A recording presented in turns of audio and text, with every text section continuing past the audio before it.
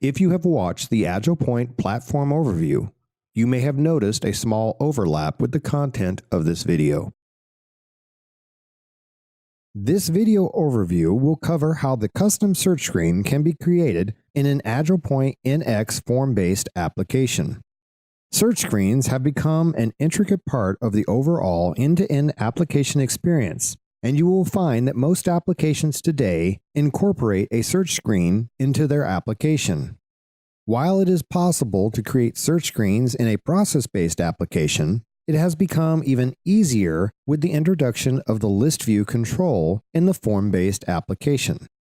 Moreover, with the portal builder, which is covered in another video, you will be able to create custom menus that can expose those search links directly to your target audience without having to go through the My Applications section. To begin, click on Build Apps in the portal menu. Now let's use an existing form-based application to demonstrate how to build a custom search screen. The search screen that we will be adding will be used to search for customers by entering their email address. Though this application is using Salesforce as a data source, the same steps apply for other data sources supported by form-based applications. Now click on the application to display its contents. While there is an option of clicking the Add View button to create a search screen, let's first look at the existing view forms that can be used in this application. Click on the App Model and Resources to expand its contents. Then click on Forms and expand its contents. Now click on View Forms. Here you will find 3 view forms that were generated when the application was created: the All Customers, the Recently Created Customers, and the Recently Modified Customers. These are the 3 standard out-of-the-box view forms that are generated when a new form-based application is created. To create or add a new view form, click New in the My Applications menu. This will display the New View Form window. Enter a name and click Next. Select a data source and click Finish. This creates a blank form and opens the form builder, where you can start to design the form. Let's leave the form settings at their default values and close the window. To start, drag and drop the email control to the form. An email control is found in the Advanced Controls tab. Enter Email for the name and close the settings window. Next, drag and drop a button control. This can be found in the Common Controls tab. Enter Search for the name. Let's change the background color of the button. Click the Appearance tab and then click the Background Color Select box.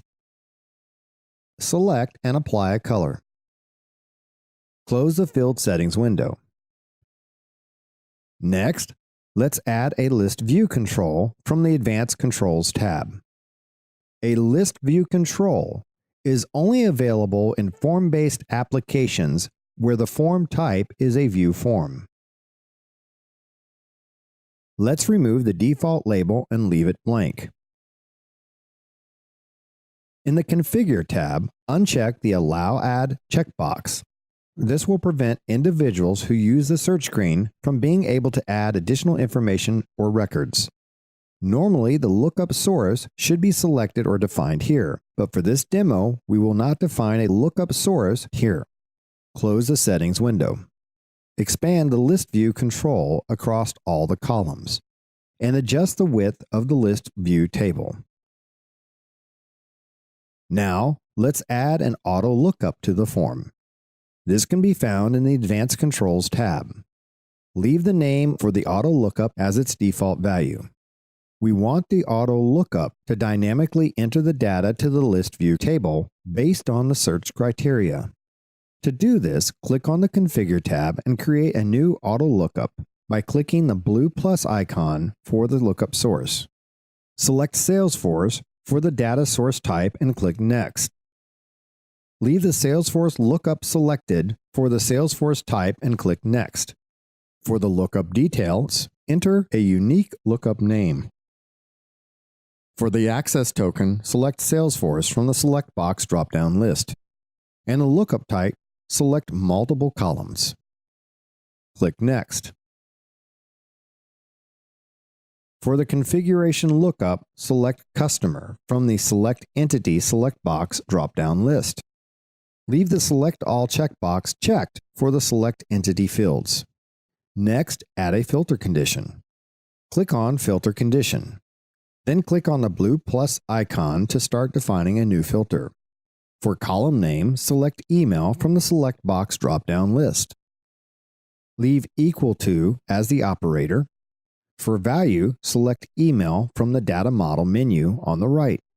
Click on Data Model to expand the menu, and in Form Data, click on Form Fields to expand its menu. From there, drag and drop Email to the Value text box. For Order By, select Last Modified Date from the Select Box drop-down list and order the list in descending order. Click Finish to save the lookup configuration. Back on the Auto Lookup Settings window, in the Bind Lookup Value to a Repeating Control option, select the List View control from the Select Box drop-down list. Next is Auto Generate Lookup Columns. If the checkbox is checked, the lookup will dynamically enter in all the columns and information retrieved from the data source into the list view control. We don't want all the columns to be entered. We only want specific columns to be entered. So we're going to uncheck that checkbox. This will allow you to manually enter the specific columns that are needed. As you can see in the lookup column section, there is a column named ID. This is the primary key column, and it is added by default. This column is hidden by default, but you can mark it visible by checking the checkbox in the visible column. For this example, we are leaving it unchecked. It cannot be deleted. So let's start adding the custom columns. In the Bound Column select box, select Name from the drop-down list, and in the Header column text box, enter Name. Let's do the same for Email. Select Email from the Bound Select Box drop-down list and enter Email for the header. Now let's do the same for City and State. We will select City from the drop-down list and enter City for the header. And likewise, we will select State from the drop-down list and enter State for the header. Last will be the phone. Select Phone from the drop-down list and enter Phone for the header. You can also select which of these will be visible on a mobile device. You can do this by checking the checkbox next to the ones you want. When selecting the columns to be displayed on a mobile device, you can only select a maximum of 4 columns to be displayed on a mobile device. If a 5th is checked, a message will display informing you that only 4 can be selected at any one time. Next is the Execute this lookup on option. This will execute a lookup based on the trigger that is selected from the drop-down list. Since we want to trigger a lookup when the button is pressed, select Custom Trigger from the drop-down list. The Custom Trigger option should only be selected if you are going to trigger a lookup based on a button click, JavaScript, or similar method. With the setting for the auto lookup finished, close the settings window. Now we need to edit the search button, so it will trigger the lookup when it is clicked. Hover over your button control and select Rules from the Form Control Quick menu. This will open the Rule Builder window where the button rule can be defined. In the Actions menu, locate the Trigger Auto Lookup action and drag it to the Then section. In the drop-down select box, select the Auto Lookup control and click OK to save the rule. With the form finished, let's preview the form to see if it's working correctly. Hover over Perspective View in the Form Builder menu and select PC Browser from the drop-down list. This will open the form in a new browser tab. Let's enter an email in the email text box and click the search button. If everything is working correctly, you will see your list view table populated with information retrieved from your data source, as seen here. Now that we've verified that the form is working correctly, let's close the preview browser and return to the form builder. Let's save and check in the application. Back in the Application Explorer screen, click on the application and in the My Applications menu, click Publish. Click Check-in in the dialog box. And now click the Check-in button in the Check-in Pending Changes window to confirm that all files are being checked in. This will display the Publish Application window, where you can enter your application label, version number, description, and a default view, or you can use the default values. The default view is the form you select for your application to use when it is initiated. Click the Select box to display a drop-down list showing view forms that are available to choose from. Typically, the All Customers would be the default view form that your application would start with. But so that we can test that the Get Customer by Email search screen works, we're going to select that form as our default view. Now click the Publish button, and then OK. With the application published, we'll go to Work Center in the Portal menu. Click on My Applications, and click on the Application tile to initiate it. This will open the application in a new browser tab and display the Get Customer by Email form as the default view. You can also switch between views by clicking on the View Switcher Select box to display a drop-down list of the different views that are available. Let's see how the search screen works. Type an email in the email text box, and then click the Search button. This will display the record and any information that is associated with that email. With the record displayed in the List View table, we have the option of viewing that record. To view the record, click the View icon. This will display a read-only customer detail and order history report for the selected customer. You also have the option of editing this report by clicking on the Edit button, or you can go back to the search screen by clicking on the Back button. For this example, we will click the Back button. Let's re-enter the email and pull up the record.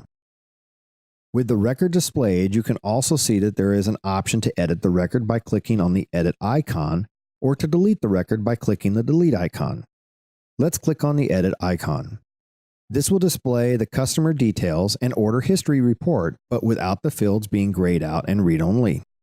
You can copy a record, delete a record, or add a new record to the order history. When you're done editing the record, click the Submit button to save the changes. Now let's go back to the Work Center and click on Build Apps in the Portal menu. You will see how we can link this custom search screen to other applications, a custom portal, or a page created in the Portal Builder. On the My Application screen, click the arrow next to the application to expand its contents. Click App Model and Resources to expand its contents. Then click Forms. And lastly, click View Forms.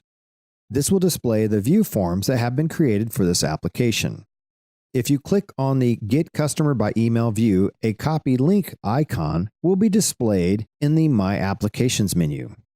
Clicking on this will open the Copy Link dialog box, where a direct link to this page can be copied and entered into another application so that you can access this search screen. In closing, let's review what you have learned in this video.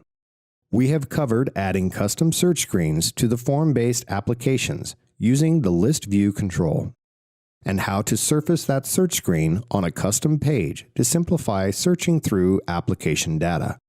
This completes the overview of how to build a custom search screen with a form-based application.